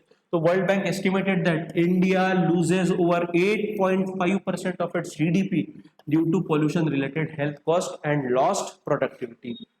अगर मान लो मैं ऑफिस, मेरे को जाना है दिल्ली में, मैं निकल रहा हूँ करोल बाग से और जा रहा हूँ नोएडा में, ठीक है, और जाते जाते खराब हवा, 10 टाइम क्या 100 गुना जहरीली हवा वो लेके इनहेल करके मैं जा रहा हूँ, ठीक है, तो क्या होगा, जाते तक मेरी पूरी बॉडी बैठ जाएंगी, ठीक है, मेरे आंखें लाल हो जाएंगी। Yes, I personally experience that, आंखें पूरी लाल हो जाती है, ब्रीदिंग में बहुत दिक्कत आती है, और ऐसा करके जब मैं ऑफिस में पहुंचता हूँ तो मेरी प्रोडक्टिविटी क्या होगी, मैं जो काम 5 घंटे में करता हूँ उसी काम को मैं करने के लिए 10 घंटे लगाऊंगा, मतलब that is known as lost productivity. Ultimately किसका नुकसान हो रहा है, मेरा तो हो रहा है, बट कंपनी का भी मैं नुकसान करवा रहा हूँ। Is it clear to everyone? किसके कारण, हवा खराब होने के कारण, that is known as economic impact. ठीक है, Delhi alone loses thousand of crore रुपए, और कितना बोला है वर्ल्ड बैंक ने कि इंडिया 8.5% ऑफ इट्स जीडीपी का जो कॉस्ट है वो खराब हवा के कारण क्या करता है, ये करता है, लूज करता है। ठीक है, एनवायरमेंटल कॉस्ट क्या है, पर्यावरण में अगर भाई पोल्यूशन हो रहा है, acid rain, reduce crop yield and declining biodiversity in NCR region after long term ecological effects। ठीक है, उसके बाद गवर्नमेंट के मेजर्स क्या है, अब हमने क्या देखे, रीजंस देखे, उसके इम्पैक्ट कॉस्टिंग क्या हो रहा है वो देखा। अब हमको पूछा क्या था कि गवर्नमेंट की जो पॉलिसीज है वो बताओ, और उसका एफिकेसी क्या है, मतलब उसका इम्पैक्ट क्या हो रहा है। तो government measure and their efficacy, तो गवर्नमेंट का पहला जो प्रोग्राम, अब कौन सी गवर्नमेंट, दिल्ली का पोल्यूशन पूछा है, पूरे भारत भर का नहीं पूछा है, तो दिल्ली के कुछ स्पेसिफिक जो पोल्यूशन मेजर्स है वो हमको पता होने चाहिए। जैसा जब अरविंद केजरीवाल थे तो उन्होंने एक graded response action plan launch किया था कि जैसे जैसे स्टेप, मतलब जितना पोल्यूशन बढ़ते जाएंगे उस हिसाब से वो एक्शन लेते जाएंगे। पोल्यूशन अगर एकदम हाई लेवल पे है तो एकदम टफ मेजर्स इंप्लीमेंट किए जाएंगे, पोल्यूशन अगर एकदम लो लेवल पे तो मॉडरेट मेजर्स इंप्लीमेंट किए जाएंगे। A seasonal emergency action plan implemented since 2017 with graded response, it has been effective in short term emission control but lacks long term। मतलब जब पोल्यूशन बढ़ने को शुरू होता है तभी लागू होता है, उसके पहले नहीं। मतलब ये क्या है, ये adaptation mechanism, it is not a mitigation, that is a problem. ठीक है, सो ग्रेडेड रिस्पांस एक्शन प्लान। दूसरा क्या है, ऑड इवन व्हीकल स्कीम, सबको पता है कि दिल्ली में अगेन आपकी जो सरकार थी उन्होंने लाया था कि ऑड इवन, एक दिन ऑड गाड़ी एक दिन इवन गाड़ी, उस प्रकार से मतलब क्या वेहिकुलर एमिशन क्या होगा, कम होगा। और अभी उसमें एड ऑन क्या करना कि रिसेंटली भाई दिल्ली की सरकार ने क्या किया है कि जो भी व्हीकल पेट्रोल रहे डीजल रहे जिसको 10 साल हुआ है वो ऑलरेडी स्क्रैप में गई है, उसके बाद या फिर उसको पेट्रोल नहीं मिलेगा, पेट्रोल और डीजल नहीं मिलेगा, और वहां से उसको कॉन्फिस्केट किया जाएगा, पकड़ा जाएगा। हाँ, बट उसको क्या किया जा सकता है, डॉज किया जा सकता है। अब दिल्ली ने किया है, दिल्ली में गाड़ी आती है उत्तर प्रदेश की, हरियाणा की, बिहार की, यूपी की, वो कैसे करेंगे, वो भी दिक्कत है ना। वो तो गाड़ी, और दिल्ली में रहने वाला व्यक्ति बोल सकता है कि चलो भाई एनसीआर में पेट्रोल नहीं मिल रहा है ना, मैं जाता हूँ नोएडा में, नोएडा काय में आता है, उत्तर प्रदेश में आता है, मैं जाता हूँ गुड़गांव में, गुड़गांव कहाँ पे आता है, हरियाणा में आता है, तो ऐसा भी कर सकता है। वो problem, closure of thermal plants and ban on fire crackers, yes that is important. ये बैन ऑन फायर क्रैकर्स होना चाहिए, बिकॉज जब विंटर होता है तो विंटर में दिवाली आती है, विंटर में गुरु पूरब आता है, और दिल्ली में गुरु पूरब और दिवाली ये फेस्टिवल के दरमियान बहुत ज्यादा पटाखे फोड़े जाते हैं, तो ban on fire crackers is must और इंप्लीमेंट होना आवश्यक है। और दूसरा क्या है, क्लोजर ऑफ थर्मल प्लांट्स। ठीक है, so several coal based plants have been shut और upgraded, ban on crackers during Diwali has help, though enforcement is weak. मतलब बंधन कारक जो है, एनफोर्समेंट जो करना चाहिए वो उतना नहीं हो पाता है, क्योंकि क्या होता है ना, अब दिल्ली एनसीआर में वहां पे फटाखों पे बंदी है, मतलब कोई फटाखों का शॉप दिल्ली के अंदर नहीं लगता है। लोग क्या है, लोग हमारे बहुत अति होशियार है, तो लोग जाते हैं यूपी में, हरियाणा में, पंजाब में, वहां से पटाखे ला रहे इधर फोड़ते ये दिक्कत है। देन दिल्ली ईवी पॉलिसी 2020 में लॉन्च की गई थी, promotes electric vehicles with subsidies as of 2023, EVs account for over 12% of new vehicle register in Delhi. मतलब क्या, धीरे धीरे करके इलेक्ट्रॉनिक व्हीकल्स का मोबिलिटी इस्तेमाल बढ़ते जा रहा है, और उसके कारण ऐसे हो सकता है कि पोल्यूशन कम हो। तो these are the measures which are. उसके अलावा स्मॉक टावर्स बताए जाते हैं, मतलब क्या है ना, चौराहे पे ऐसे टावर्स लगाए जाते हैं। वो टावर क्या करता है, खराब हवा अंदर लेता है, उसमें से पार्टिकल्स जो होते हैं, डस्ट पार्टिकल्स या फिर हार्मफुल गैसेस एब्जॉर्ब करता है, और बाकी जो अच्छी हवा है बाहर निकालता है। That is known as smog towers and anti smog guns. Anti smog guns क्या होती है ना, ट्रक होता है बहुत बड़ा सा, उस ट्रक पे कैसी गन सामान, आपने वो देखा है क्या, मिक्सर, इसका सीमेंट मिक्सर देखा है, हाँ सीमेंट मिक्सर जो बड़ी बड़ी बिल्डिंग बनती है तो लगता है, तो उसके सामान ही वो ये होता है, गन होती है, और उसका जो मुंह होता है बाहर होता है, और उससे उससे निकलता है पानी या फिर ड्रॉपलेट्स निकलते हैं, और वो उसको बोलते हैं एंटी स्मॉक गन। मतलब जो पार्टिकल्स होते हैं वो पार्टिकल्स पानी के साथ अटैच हो जाते हैं, उसका वेट बढ़ता है, और वेट बढ़ गया तो वो जमीन पे बैठ जाते हैं। ठीक है, तो smog towers and anti, Nagpur में है क्या, अच्छा, smog towers and anti smog guns. Deployed in critical hotspots, however their efficacy remains limited to small areas and short. बराबर है, जहाँ पे रहेगा, जिस रोड पे चल रहा है उसका पोल्यूशन कम होगा, बाकी जगह का नहीं होगा। स्मोक टावर्स क्या है ना, जगह जगह पे टावर्स लगाए जाते हैं। आपका होमवर्क है घर पे जाना, ये दो चीजें सर्च करना गूगल पे, आपको मिल जाएगा। Then promotion of green construction norms and dust control, so policies for construction and demolition waste management and mandatory dust suppression are in place but inconsistently enforced। तो कंस्ट्रक्शन पे बैन तो लगाया जाता है बट उनको बताया नहीं जाता कि कैसे कम करना, क्या करना। Continuous water spraying is must. जैसे आजकल होता है, रोड कंस्ट्रक्ट अगर होता है, रोड को डिमोलिशन किया जाता है, तो एक आदमी पानी स्प्रे करता है। क्यों करता है? बस पोल्यूशन ना हो। सो ये, उसके बाद bio decomposer for stubble, stubble के लिए अलग अलग प्रकार के बायो डिकम्पोजर या फिर स्टार्टअप आइडियाज हम लोग यूज कर सकते हैं। Develop by Pusa institute and use in NCR to reduce stubble burning, get adoption at scale in Punjab and Haryana is still a challenge. ठीक है, तो अभी सरकारों ने, राज्य सरकारों ने क्या किया, पंजाब और हरियाणा ने किसानों को बोला है कि आपका स्टबल जो रहता है, मतलब लेफ्ट ओवर जो रहता है क्रॉप निकालने के बाद, उसको अगर निकालना है तो हम मशीन देंगे फुकट में, आप उसके निकालो, आपको पैसा नहीं लगेगा। बिकॉज पैसा लगता था करके वो किसान क्या करते थे, जला देते। बट अगर कोई स्टार्टअप आता है कि जो उस पर प्रोसेस करके अगर पैसा कमा रहा है, तो वो किसानों से किसानों को क्या मिलेगा, कुछ पैसा उससे भी जनरेट हो जाएगा, मतलब उनका पैसा बचेगा। ठीक है, सो ये हो गया पूरे demand of the question. Ultimately conclusion क्या है, कंक्लूड करो कि भाई एयर पोल्यूशन के कारण बहुत दिक्कत हो रही है और उसको कंट्रोल करना इज मैंडेटरी, और इसको अगर कंट्रोल करते हैं तो हेल्थ, सोशियो इकोनॉमिक सारा फायदा हो सकता है। Rising air pollution is Delhi is a multifaceted crisis demanding both regional cooperation and long-term policy commitment. While several government interventions have been launched, their implementation remains fragmented and reactive. A comprehensive approach involving public awareness, strict enforcement, and interstate coordination and sustainable urban planning is essential to address their persistent.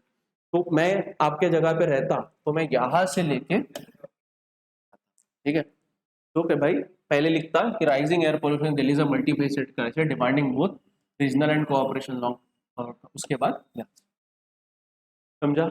Is it clear to everyone? ठीक है, तो this is all for second question. उसके बाद आते बेटा तीसरा और आखिरी सवाल। क्या है तीसरे सवाल में? देखो, industrial pollution of river water is a significant environmental issue in India. तो सबसे पहले कीवर्ड कौन सा है? River water. कि भाई रिवर वाटर का जो इंडस्ट्रियल पोल्यूशन किसके कारण हो रहा है? इंडस्ट्रियल पोल्यूशन, उसके कारण। Discuss the various mitigation measures to deal with this problem and also the government initiative in this regard. अब देखो इसमें क्या है, industrial pollution of river water is a significant environmental issue in India. तो आपको पहले बताना है कि इंडस्ट्रियल पोल्यूशन के कारण रिवर वाटर कैसे पोल्यूट होती है वो, उसके बाद वेरियस मिटिगेशन मेजर आपको बताने हैं, और उसके बाद आपको गवर्नमेंट इनिशिएटिव्स एलैबोरेट करना है। अप्रोच क्या है? Discuss how industrial pollution of river water is a significant environmental issue in India, discuss the various measures for the mitigation of industrial pollution of river water and outline the key government initiative for mitigation of industrial pollution of river water. मतलब इस question में 3 सब question है, सवाल है 15 mark का, मतलब 5 5 5। तो ये हो गया मार्किंग स्ट्रक्चर का डिसिपरेशन। क्वेश्चन का डिसिपरेशन 3 पॉइंट्स आपके कंसिडर होने चाहिए और हर पॉइंट के आपके 4 4 पॉइंट आने चाहिए, और इंट्रो और कंक्लूजन। ठीक है, is it clear to everyone? अब यहाँ पे क्या आएगा, तो रिवर्स। तो रिवर्स के बारे में लिखो, रिवर्स के लाइफ लाइन है, ये है। थोड़ी ज्ञानबाजी कर लेना कि इंडिया में रिवर को देवी समझा जाता है। Yes, so rivers are the lifeline of India, supporting agriculture, drinking water, and biodiversity and industry.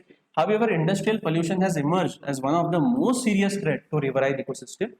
Facts: according to the CPCB, over 351 polluted river stretches were identified across 323 rivers in 2022, with industrial discharge being a major contributor. तो इतना सब नहीं लिखते हुए सीधा लिखना कि according to the recent report publish by central pollution control board in 2000 over 351 polluted river stretches were identified across 323 rivers, मतलब 323 रिवर में से 351 पोल्यूटेड रिवर स्ट्रेचेस है, और वो दिक्कत का सामना फेस करना पड़ता है। Unregulated effluents from chemical, textile, leather and paper industry often contains heavy metal, carcinogens and other hazardous pollutants that severely degrade water quality and harm aquatic life। उसका इम्पैक्ट क्या हो रहा है वो लिख दिया। तो इतना भी अगर लिखा तो भी सफिशिएंट है, उसमें फैक्ट्स एंड फिगर्स डाल देना कि भाई इतनी इतनी। अब आप बोल सकते हो मोटा मोटी कि भारत की सभी मेजर नदियां पोल्यूटेड है। ठीक है, इतना एग्जैक्ट नहीं पता रहा, इतना भी पता रहा कि भाई इंडिया में जो मेजर रिवर्स है most of the major rivers in India are polluted according to the recent report publish by CPCB. Exact आंकड़े पता नहीं है तब। यहाँ पे अभी जैसा बोला है कि 351 पोल्यूटेड रिवर स्ट्रेचेस है। कितने रिवर में? 323 रिवर में। देखो स्ट्रेचेस, आप बोलोगे कि इनकी संख्या ज्यादा कैसे है, तो ये स्ट्रेचेस है बेटा, मतलब वो रिवर के अलग अलग पार्ट्स होते हैं, उसको डिवाइड किया जाता है, तो वो स्ट्रेचेस पोल्यूटेड है। कितने रिवर में से? 323 में से। इसका मतलब है कि ऑलमोस्ट सभी नदियां क्या है, पोल्यूशन का सामना फेस कर रही है। ठीक है, और कहाँ से, और लिख देना कि भाई रिवर वाटर पोल्यूशन जो मेजरली इंडस्ट्रियल सोर्सेस से होता है, उसके कारण हेवी एलिमेंट्स आते हैं, कार्सिनोजेनिक एलिमेंट्स आते हैं, फिर क्या क्या आता है, एंड अदर हैजार्डस पोल्यूटेंट्स, कि जिसके कारण वाटर की क्वालिटी डिग्रेड होती है और वाटर इकोसिस्टम बर्बाद हो जाती है, इवेंचुअली लीडिंग टू, आप बोल सकते हो, यूट्रोफिकेशन ऑफ रिवर। ठीक है, समझ में आ रहा है? उसके बाद बॉडी में क्या आएगा, तो पहला कॉजेज लिखो कि what are the different causes of industrial pollution. तो पहला क्या है, देखो कॉमन सेंस है कि मैंने हम लोगों ने पढ़ाते वक्त देखा था कि बहुत सारे इंडस्ट्रीज एफ्लुएंट ट्रीटमेंट प्लांट नहीं लगाते। मतलब जो एफ्लुएंट्स क्या होते हैं, तो इंडस्ट्रियल जो वेस्ट निकलता है, सीवेज निकलता है, उसको ट्रीट करने के छोड़ना मैंडेटरी होता है, बट एफ्लुएंट ट्रीटमेंट प्लांट ही नहीं है, तो untreated effluents, many industrial discharge waste directly into the rivers without treatment, violating the कौन सा law, water prevention and control of pollution act 1974। ऐसे लॉज आने चाहिए, वेरी इंपॉर्टेंट है ये लॉज, एंड जो सरकार के है ना, ये आने चाहिए। इससे क्या बनता है ना, वजन बढ़ता है। ठीक है, दूसरा, सब लोग ही लिखने वाले एफ्लुएंट मतलब अनट्रीटेड एफ्लुएंट छोड़े जाते हैं, बट बहुत कम लोग लॉ लिखेंगे। समझ में आ रहा है? जिसने लॉ लिखा उसको आधा मार्क ज्यादा। ठीक है, दूसरा, non compliance with environmental norms, several small and medium enterprises lack effluent treatment plant. तीसरा, पुअर मॉनिटरिंग एंड रेगुलेशन, होता ही नहीं है। Inadequate enforcement of pollution control measure by regulatory bodies. और इसमें और एक पॉइंट आ सकता है कि lack of human resource in CPCB and SPC. Generally ये रिस्पॉन्सिबिलिटी किसकी होती है? Central state pollution control board की होती है कि भाई अपने राज्य में पोल्यूशन के नॉर्म्स इंप्लीमेंट हो रहे कि नहीं हो रहे, बट उनके पास ह्यूमन रिसोर्सेज नहीं है। ठीक है, और ह्यूमन रिसोर्स भी नहीं है और इक्विपमेंट्स भी नहीं रहते हैं वो एनालाइज करने के लिए। तीसरा, lack of common effluent treatment plant specially in industrial clusters, this leads to direct discharge of waste into water. जो छोटे छोटे इंडस्ट्रीज है वो खुद का इफ्लुएंट ट्रीटमेंट प्लांट नहीं बना सकते, तो भाई इंडस्ट्रियल एरिया जैसा बुट्टी बोरी है, तो वहां पे 15-20 कंपनियों का मिलकर एक एफ्लुएंट ट्रीटमेंट प्लांट होना चाहिए, तो वैसे भी सुविधाएं नहीं रहती है। ठीक है, तो ये हो गया कॉजेस। दूसरा है मिटिगेशन। मिटिगेशन कैसे कर सकते हैं? तो एफ्लुएंट ट्रीटमेंट प्लांट लगाओ। तो strict enforcement of effluent standard, mandatory zero liquid discharge for highly polluting industries such as textile, tanneries and chemicals. दूसरा, establishment and upgradation of ETP. ठीक है, installation of technological advance treatment system to ensure removal of toxic elements. Water audit and recycling important है। ठीक है, promoting water reuse and recycling within industries to reduce water withdrawal and discharge.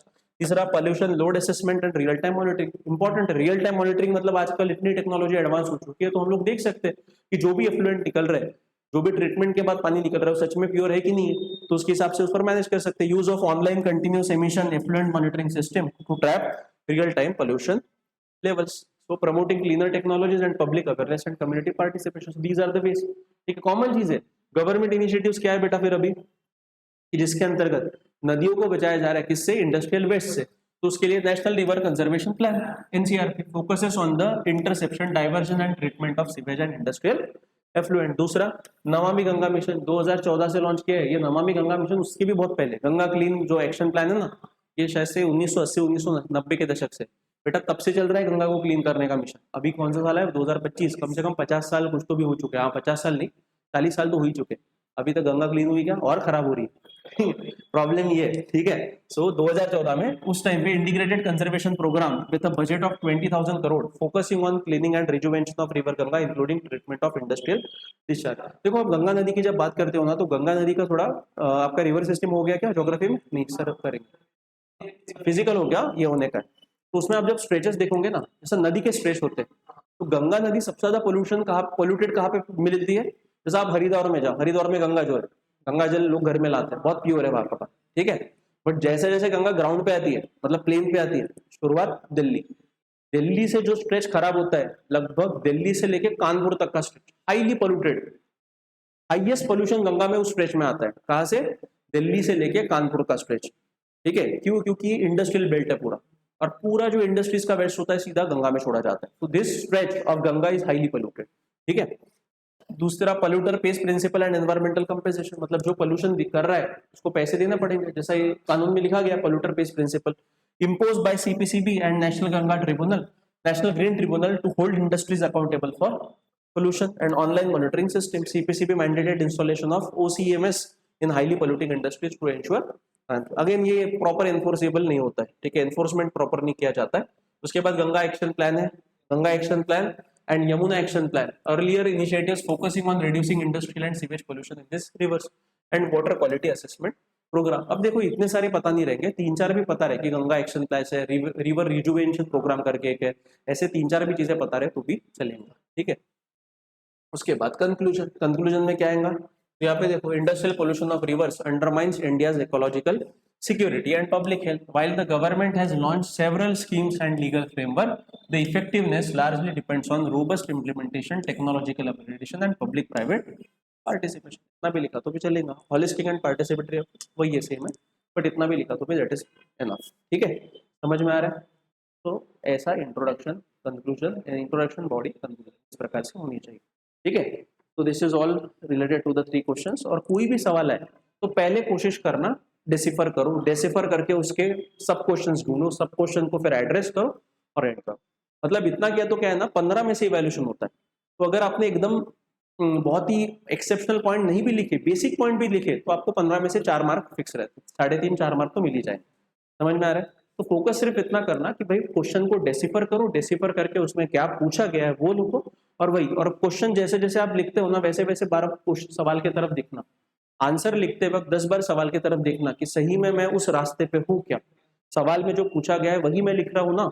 ये आपको ensure करना बहुत आवश्यक है, क्योंकि बहुत बार क्या होता है ना, हमको जाना पड़ता है दिल्ली, हम जाते हैं बॉम्बे. ऐसा नहीं होना चाहिए. तो जो पूछा है वही एड्रेस अगर आप करते हो तो ही मार्क मिलते हैं. अगर आप बोलते हो, इसीलिए बोला, मैंने पहले ही बताया at the starting of lecture, कि बोलते हैं पूरा 20 क्वेश्चन लिख के आया, मार्क मिलते हैं 50-60. तो वो कारण क्या होता है, भाई तूने सिर्फ पेपर भरा है, तूने एक्चुअल जो डिमांड है क्वेश्चन की वो एड्रेस नहीं किए. तो पहले क्वेश्चन लिखने का सबसे बड़ा, आंसर राइटिंग का सबसे बड़ा रूल क्या है, understanding the demand of the question. ठीक है, तो आपको वो करना ही, और आंसर लिखते वक्त कम से कम 5-6 बार क्वेश्चन को रेफर करते रहना, ताकि we should be on the same track. Is it clear to everyone? समझा? तो आज के लेक्चर में यहाँ तक ही रुकते हैं. ठीक है, तो कल आपका शायद से ज्योग्राफी के लेक्चर है, कल, परसों और नरसों 3 दिन आपके सर ज्योग्राफी का जो एक बचा हुआ पोर्शन है कवर कर लेंगे. ठीक है, तो किसी को डाउट नहीं है तो वी में स्टॉप हियर. ऑनलाइन में अगर डाउट है तो आप क्वेश्चन पूछ सकते हो, नहीं तो फिर आप मीटिंग लीव करो.